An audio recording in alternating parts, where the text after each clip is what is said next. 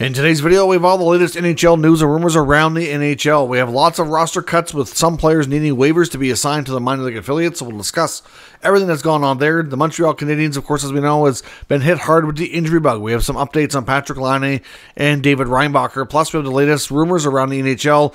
Could we see a deal between Winnipeg and New York? Certainly some possibilities there.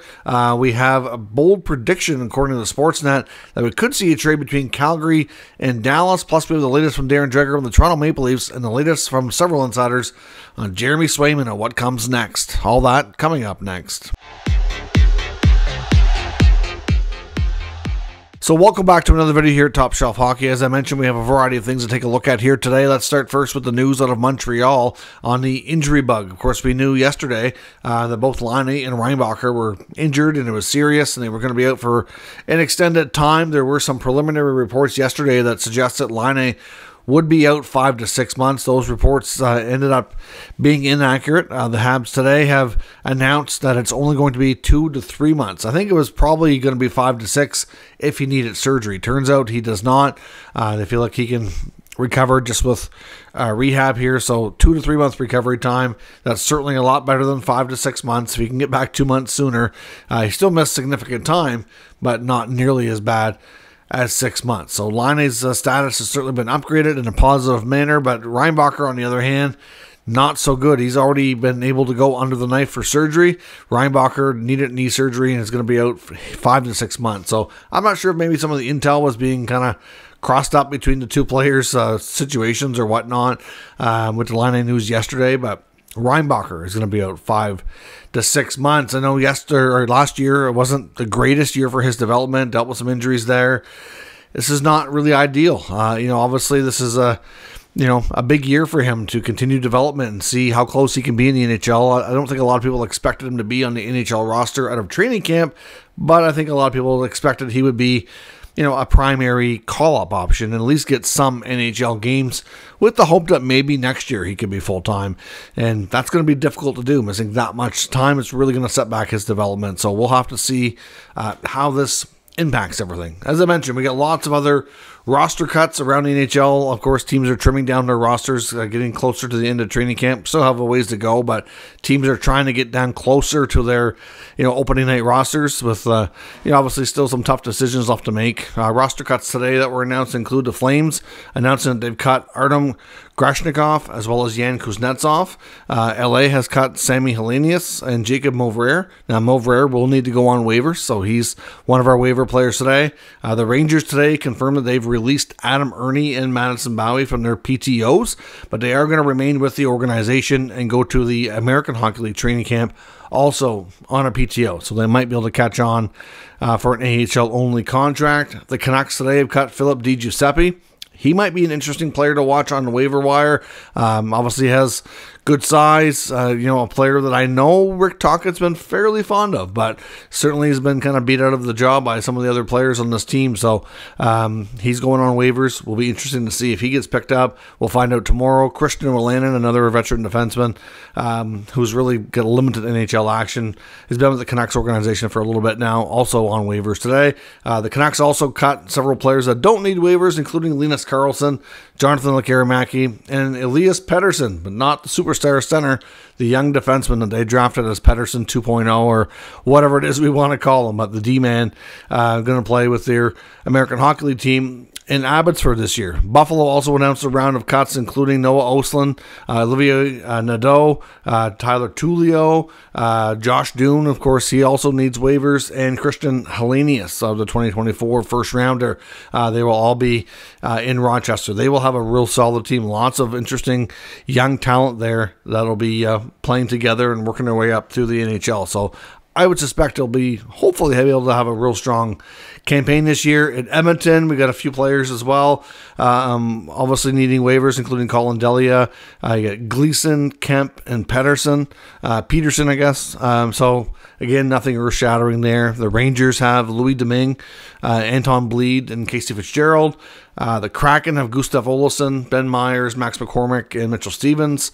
And that concludes our waiver wire and roster cut information. So a bunch of those players are on waivers today. We'll find out at 2 o'clock Eastern time tomorrow if there's been any pickups or not, everybody that was on waivers yesterday has since cleared.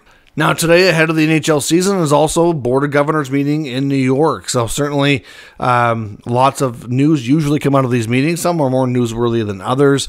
Many NHL reporters are on site to talk to the general managers and board of directors, people like Gary Bettman, Bill Daly, to see what information they can find. Apparently, expansion was not on the discussion books today, so nothing really new on that front. We do have word that the NHL intends to open talks on extending the CBA with the NHLPA sometime early in 25. So that would be about a year and a half out from the expiration. I do believe it's the end of 26, if I'm not mistaken. I think is when it currently expires. So that hopefully will give ample time to come to an agreement so that there's no work stoppage, but we've seen that before. Certainly hope we don't see that again.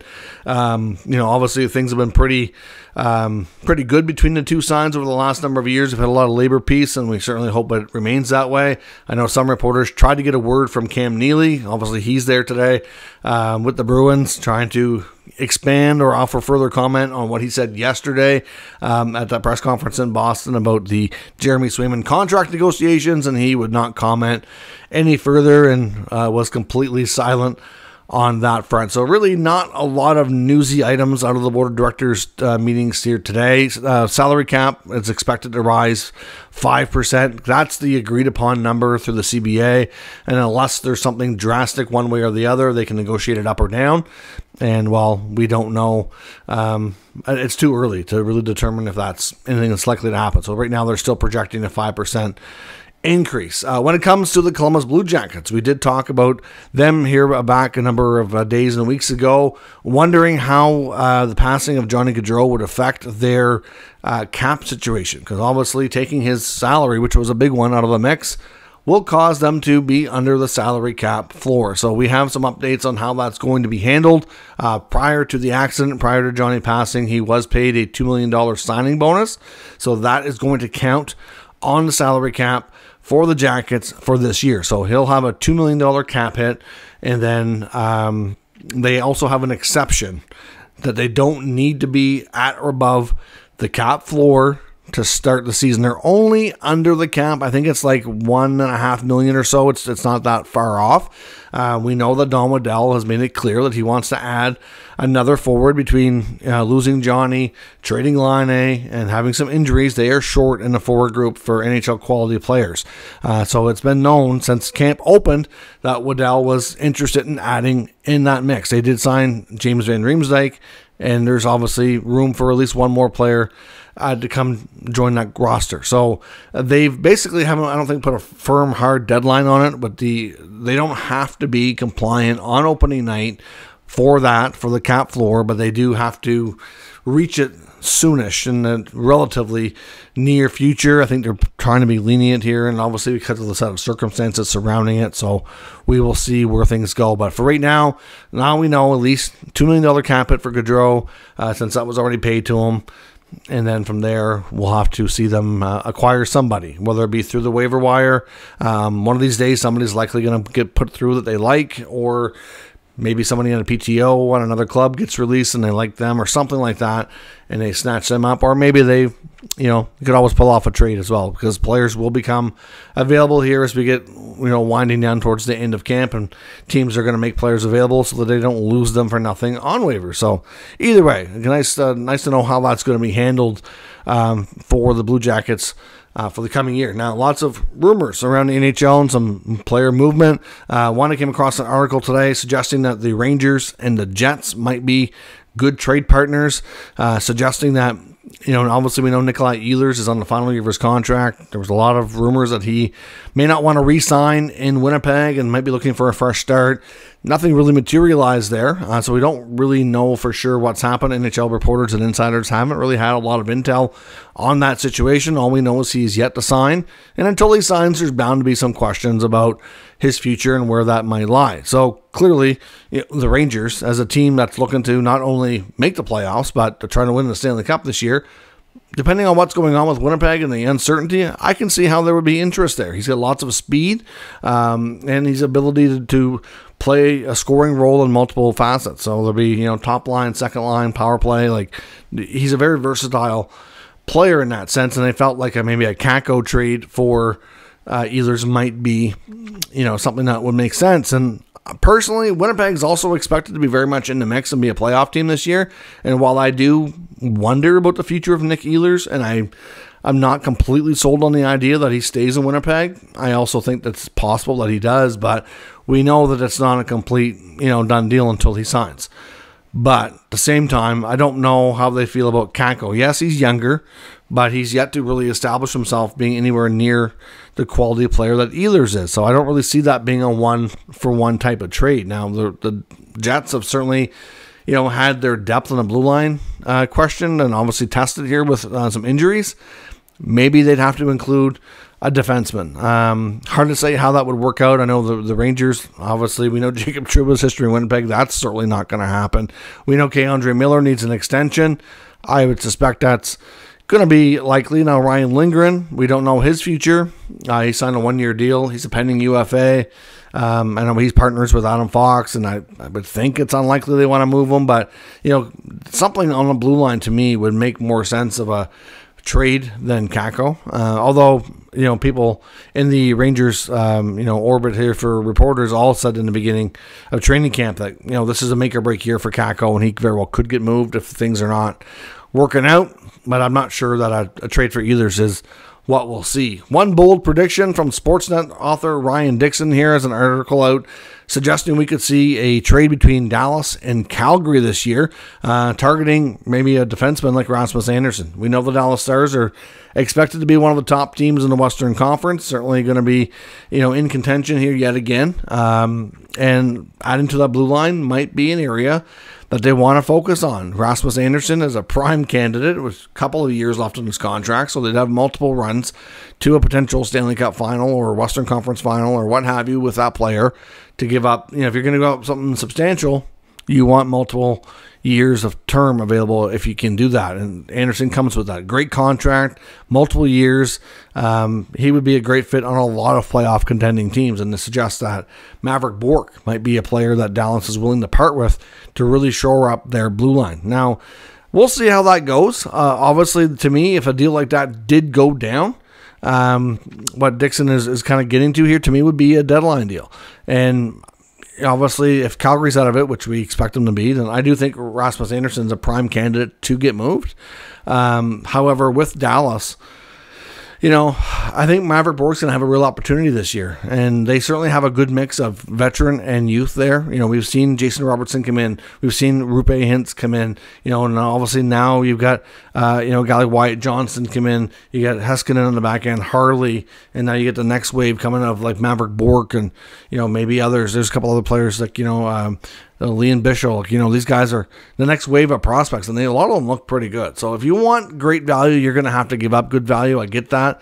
But a lot of that's going to depend on how good Maverick Bourque is this year and whether or not they want to part with him. So we'll see. I can see the connection. It makes sense, but depending on how it goes, maybe it's something that the Stars don't want to do. Maybe they have to make another different type of offer to make it reasonable. Darren Dreger talking about Toronto, how it's pretty much a no-brainer. He feels that Stephen Lawrence is going to get signed. Also mentions that Max Pacioretty in that same predicament. So clearly the Leafs need some cap space to bring in these players. Felt that with Lawrence's size and speed, it'll be a real easy decision to bring him in on that fourth line. So clearly, as we've been talking about, just signing Pacioretty alone, they'd have to create a little bit of space, and if they want to bring in a guy like Lawrence as well, it's going to up that number. We know Connor Timmins could go on waivers if he gets picked up or clears. Either way, that full contract can be buried. That'll help a little bit, and he's still going to need to move a player. I can't see them losing two players to waivers. You never know. I guess it depends on who they decide to put on there. But, right now, Nick Robertson, I know, had, in my opinion, a rough start to his training camp. He's playing a lot better. He scored some goals. I think his odds of making this team have certainly increased a lot since the beginning of camp. So now it does seem more likely a guy like a Järnkrok will become expendable. So we'll see. The Leafs certainly have some decisions to make. David Kampf is out there. Järnkrok is out there. We know Timmins probably doesn't have a future with this club. But, obviously, and if they find it too difficult or can't get the deal they like, they can keep Lawrence on a PTO and kind of let that linger a little bit until they can figure out the space necessary. But I do suspect that good chance Pacioretty, Lawrence get signed, and guys like Timmins and Järnkrok possibly are your cap victim, so to speak, to create the space. Now, of course, we've seen the crazy scenario unfolding here with Jeremy Swayman. Of course, yesterday was a big day. And, the Boston Bruins had a press conference. Cam Neely threw it out there that they were offering 8x8, $64 million, opened up a can of worms. The agent has shut it down. Louis Gross saying that's not the case. That was not the offer. Daily Faceoff today is reporting that it was close to that. It was around 7.8, so a couple $1 million off the, what Neely said. And to be honest, I know it might not seem like a huge deal, but for him to say that, to me, I don't think it was good. It didn't help matters at all in negotiations. And we're at a spot now where it certainly seems like the Bruins have held their ground, and they're playing hardball here. They made it known this is our it's made it sound like this is our final offer, and they're trying to kind of make Swayman look like the bad guy here and get a contract done that they like him, they want to sign him, but this is like a hard final offer, and that's it. So we'll have to see where that goes. Elliot Friedman's piece last night, he put an article out suggesting that Swayman has not asked for a trade. Clearly, the note from his agent said that they're going to take a couple of days and reflect and decide what comes next. But he certainly mentions in his article that he really believes that Swayman, at the very least, is thinking about a trade. And does he really want to play for these guys now? Now, Frank Saravalli, on the other hand, said that Swayman understands this is all part of the negotiations and that he will definitely, as long as he gets what he wants, it probably won't ask for a trade, but we'll have to see where it goes. Clearly, the relationship is soured. Clearly, this is not something that we expected to see on either side, and there's lots of teams out there that will line up and bid for Swayman's services if it gets to that. So for right now, insiders are speculating that maybe he will ask for a trade. It's certainly a lot more likely now than it was a couple of days ago. But again, it's early, difficult to say, and we'll have to wait and see when we next hear from anything, which could be a couple of days, as Swayman's camp appears to be taking a little bit of a reset pause here to determine really what it is that they want. So could it lead to a trade? Sounds possible. Let me know what you think and where it might be a reasonable spot down in the comments. We'll discuss further. If you're new to the channel, of course, make sure you subscribe and stick around. We'll keep you up to date with all the news, rumors, and analysis of all 32 NHL teams. Thanks for watching. I'll catch you next time.